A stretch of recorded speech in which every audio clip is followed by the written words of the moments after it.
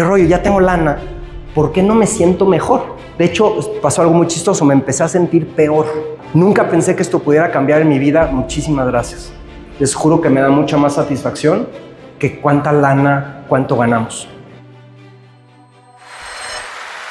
Está espectacular juntarnos a aprender y convivir unos con otros. La verdad es que se me hace, creo que una de las hazañas humanas es el poder convivir, es el aprender unos de otros y es cómo hacemos colaboración para lograr lo que hemos logrado.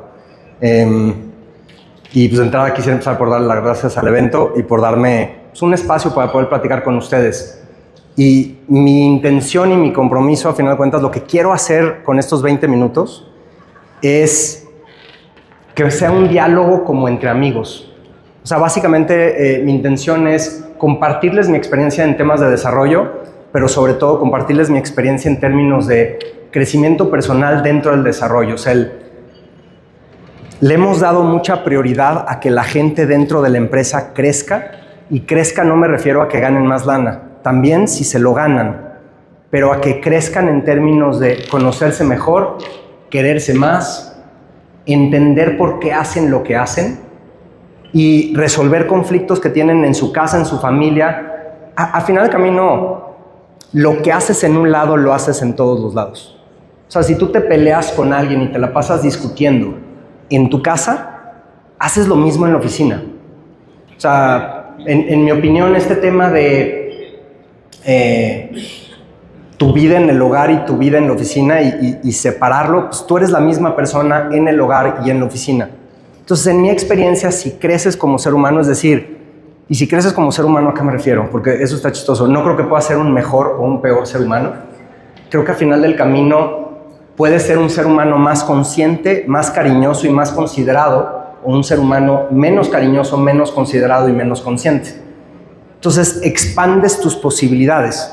Pero en mi opinión eso no te hace ni mejor ni peor, eres el mismo ser humano y tu valor intrínseco por ser humano es el mismo. Entonces luego también el tema de ser mejor ser humano está medio interesante porque eso asume que puede ser un peor ser humano. Entonces ese es un poquito el intro de qué les voy a hablar, ¿no? Y cuál es el enfoque. Entonces si a alguien no les late mucho lo del crecimiento personal y lo de mejorar y crecer y ayudar a otros, ser, ¿no? Pues no pasa nada si se paran y se van, no me ofendo.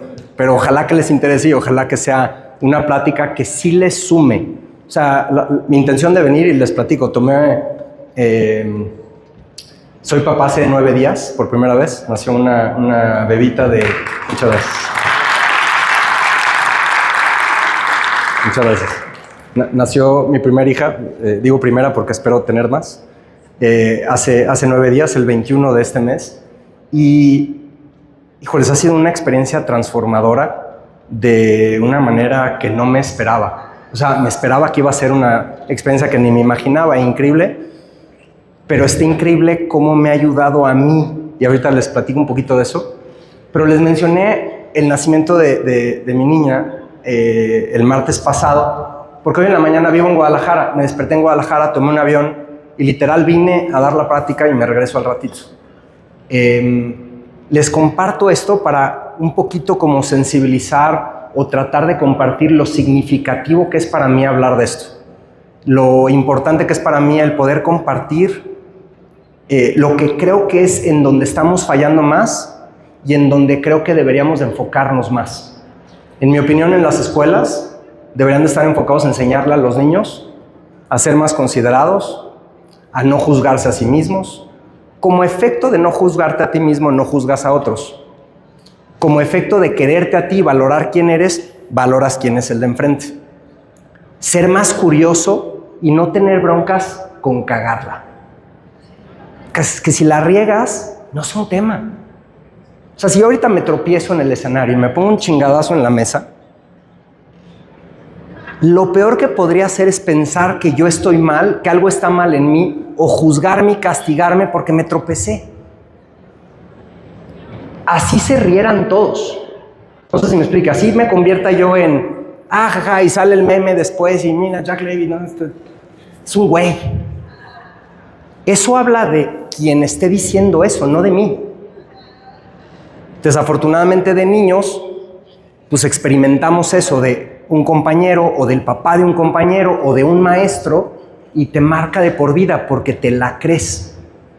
De hecho, el cómo te hablas hoy a ti mismo, es decir, tu opinión de ti, tu relación contigo y tu diálogo interno, viene de cómo te hablaban tus papás, tus maestros y tus amigos de niño. El cómo te hablan a esa edad se transforma en cómo te hablas a ti, cómo te tratas a ti y qué perspectiva tienes de ti mismo. Esto está cañón porque si se prueban esto, qué trascendente es y qué importante es cómo le hablas a un niño. Y si se equivoca, cómo lo atiendes. Pero no solo si se equivoca, si tiene éxito, cómo lo atiendes. Porque si el niño mete gol y cuando mete gol lo festejas, lo felicitas, lo abrazas y parece que lo quieres más que cuando no mete gol, el castigarlo es lo mismo que el premiarlo. Es lo mismo, pero no se siente así. Y como a nosotros nos premiaban y se sentía bien, crees que lo estás ayudando al premiarlo. Pero imagínate, si yo cada que metí un gol, mi mamá me decía, ¡qué padre, está increíble, metiste gol, mijito! Y abrazos, y la mamá, y el papá, y tu equipo, y no, todo el mundo te festeja.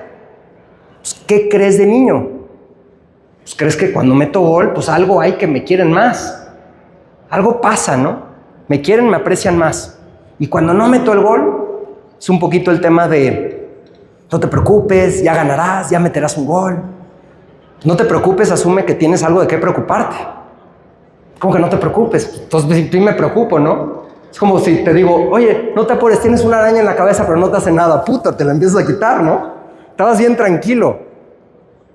Entonces, no te preocupes, asuma, preocúpate.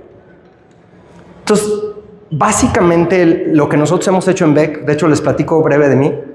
Me llamo Jack Levy, vivo en Guadalajara, soy originario de aquí de México. Me fui a Guadalajara a los 15 y curiosamente una de las mejores cosas que me pudo haber pasado es que mis papás se quedaron sin dinero.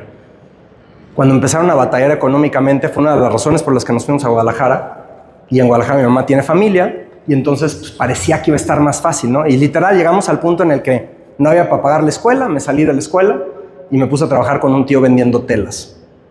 Es lo mejor o de las mejores cosas que me pudieron haber pasado. En su momento se sintió como lo peor, ¿no? O sea, mis amigos en el American y de vacaciones y que Europa, como regalándoles coche, ¿no? Y yo trabajando vendiendo telas para poder ayudar en mi casa. Pues parecía medio tétrico en ese momento. Fue una chulada, o sea, afortunadamente en muy poquito tiempo, al empezar a tener recursos, empezar a ganar dinero, empezar a darme cuenta que yo podía producir para mí y que podía sumar y ayudar, se convirtió en un regalazazazo. Y de sentirme con derecho, estar enojado por las cosas que no tenía, se empezó a convertir en un mundo de yo me puedo ganar lo que quiera, yo tengo posibilidades. Entonces, así empieza mi vida en Guadalajara. Años después me dedico a los relojes, me va bastante bien. Lo que no me gustaba es que era comprar una cosa en un peso y venderla en dos. Y al final de cuentas como que no hacía mucho sentido, y algo muy interesante me pasó. Cuando ya tenía lana y me iba bastante bien, ¿no? Como a los 20 tenía oficinas en 2-3 partes de México, compraba y vendía relojes, los exportaba y me los llevaba, bueno, no los exportaba, los metía sin exportarlos, los vendía en Estados Unidos, no exportaba ni madres, no le digan a nadie. Y me empezó a ir extraordinariamente bien, ¿no? Porque fue la devaluación del 94, el dólar se disparó, el interés estaba loquísimo, entonces comprabas un reloj aquí en buen precio y lo vendías en mejor precio allá y empecé a ganar. Para esa edad me empezó a ir espectacular. Y entonces empecé a pensar, qué rollo, ya tengo lana, ¿por qué no me siento mejor? De hecho, pasó algo muy chistoso, me empecé a sentir peor. Fue así como que, ¿les ha pasado que estás buscando que te den que te incrementen el sueldo, o que te haga caso alguna pareja o alguien que te gusta, o que algo crees que va a pasar, que si tan solo eso pasara vas a ser feliz y todo se arregló? Pasa, y sí se siente bien un ratito, pero después de un tiempo, pues no arregló cómo te sientes, porque el cómo te sientes tiene que ver contigo, tiene que ver con cómo te llevas contigo, tiene que ver con tu relación contigo, no con nada externo. Nada externo te puede dar que tú te quieras, que tú te aprecies, que tú valores tu vida. No hay manera. De hecho, al revés. Si estás enfocado en que algo afuera te va a hacer sentir bien y te va a hacer feliz, lo que estás diciendo es que no viene de ti, no eres tú y no está en tus manos. Entre más lo hagas, más dependiente te vas a sentir más miedo vas a tener y peor te vas a sentir. Es como creer que metiéndote cocaína un día te vas a sentir bien. No, te vas a sentir cada vez peor. La necesidad cada vez es más grande. Es exactamente lo mismo con creer que algo externo te va a dar el beneficio. ¿Por qué les estoy hablando de esto cuando la plática es de gente versus utilidad? Porque estamos tan enfocados en resultados externos, porque creemos que eso nos hace valer, que entonces nos lastimamos a nosotros y lastimamos a las personas, creyendo que lo externo vale más que las personas. ¿Por qué? Pues porque crees que lo externo vale más que tú. Si tú no eres tu mejor versión con tal de obtener cosas externas, pues ¿cómo crees que te ves a ti? ¿Qué crees que opinas de ti? ¿Qué tan bien te caes? ¿Qué tan orgulloso te sientes?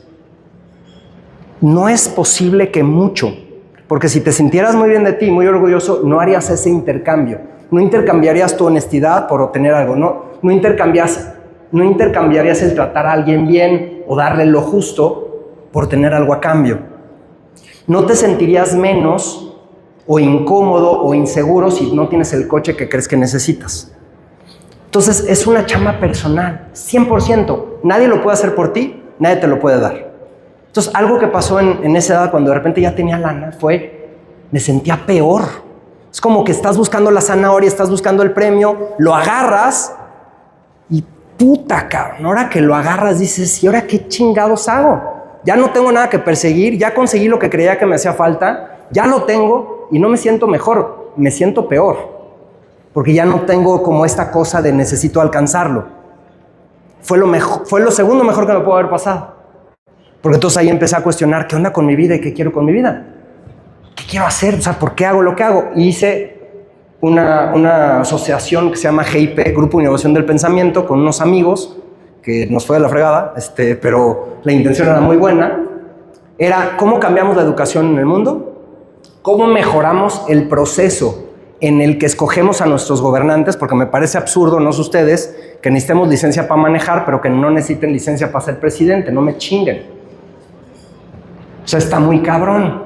Debería de haber un estándar de qué necesitas saber, qué características humanas tienes y mínimo para poder ser candidato. Pero bueno, ese es otro tema. Y dije, bueno, no puede ser, esto tiene que cambiar.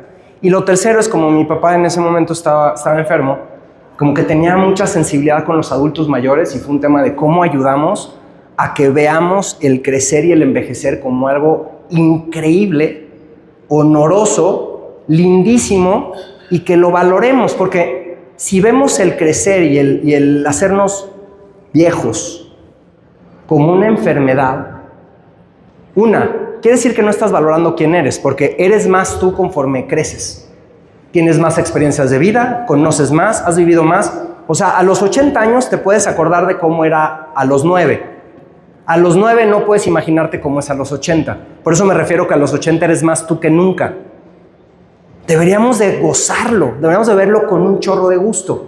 ¿Por qué no? Porque nos valoramos en base a lo que puedes hacer, a tus capacidades físicas, a tus logros. Entonces, al revés, nos da miedo porque digo, voy a poder menos, entonces qué miedo, no me voy a querer. Otra vez, relación contigo. Entonces, eso lo traté de cambiar e influenciar en esa edad.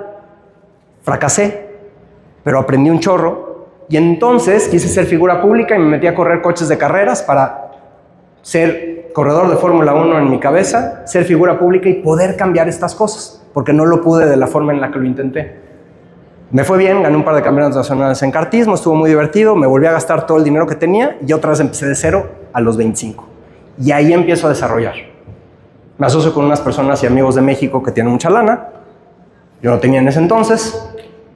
Yo vivía en Guadalajara, el único que vivía en Guadalajara, y hacemos en Guadalajara el edificio más alto en ese entonces en Guadalajara, que se llama Aura. Hicimos 4 edificios juntos, uno de 27 niveles, otro de 27 niveles, otro de 42 niveles, Aura Altitude, en lo que hoy en día es Andares, que no existía Andares, no había nada.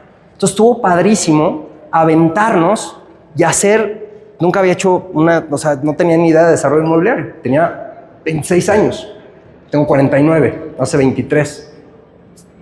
2 años después, pues como era yo minoritario y era el único en Guadalajara, yo daba la cara. Pues imagínense con 19 socios de mi edad, con mucha lana, pues no era sencillo. Entonces llegó un momento en el que les dije, ¿saben qué? Les vendo mi porcentaje, quédense con Aura y yo empiezo algo nuevo. Les vendí, me pagaron lo que me ofrecieron, les dije que sí, yo me quería salir y fundo Grupo Beck. Beck quiere decir Vertical Quality. 20 años después, la verdad está bien bonito, somos 600 colaboradores internos, pues en obras y demás, no estoy seguro ni cuánta gente hay, pero yo creo que cuando menos unas 4,000, a lo mejor más. De hecho voy a averiguar ese dato para decirlo preciso. Pero está bien bonito que hay muchísima gente que depende de ciertas decisiones que he tomado y que tomo. Y si piensas en las familias, los proveedores, pues está increíble. Y hace como 10 años empezó hace como 20 en realidad, cuando estaba empezando Beck, de hecho, como hace 18, tomé una decisión que yo no me sentí orgulloso de ella. ¿Les ha pasado que de repente a lo mejor le gritas a alguien que quieres y luego lo ves al día siguiente, te acuerdas que le gritaste a alguien que quieres y dices, no puede ser? O sea, me cae que si me preguntaras, no hay manera que yo pensaría que yo haría eso, pero lo hiciste. Tuve una situación así en donde hice algo, nada grave, nadie salió lastimado de forma, ¿no? Pero hice algo en términos de, para mí la amistad es importantísimo, gente que quiero, y tomé ciertas decisiones que dije, híjole, si yo escribiera cómo quiero vivir y cómo me quiero comportar, no las tomaría. Y la tomé. Entonces empecé en ese momento un camino como de curiosidad hacia mí de, ¿por qué me enojo? ¿Por qué me enojo cuando mi mamá me ofrece por tercera vez cena? Cuando la fui a visitar a su casa, está siendo cariñosa conmigo y a la tercera le digo, ya te dije que no, carajo. No tan grave, no le decía así, pero casi. Ese era el sentimiento, ¿no? Y esa era la intención. Entonces empecé a ser muy curioso de por qué me enojo. Y empecé a buscar por muchísimos lados, conocerme mejor, crecer. Y me sirvió tanto y me ayudó tanto y me ha ayudado tanto.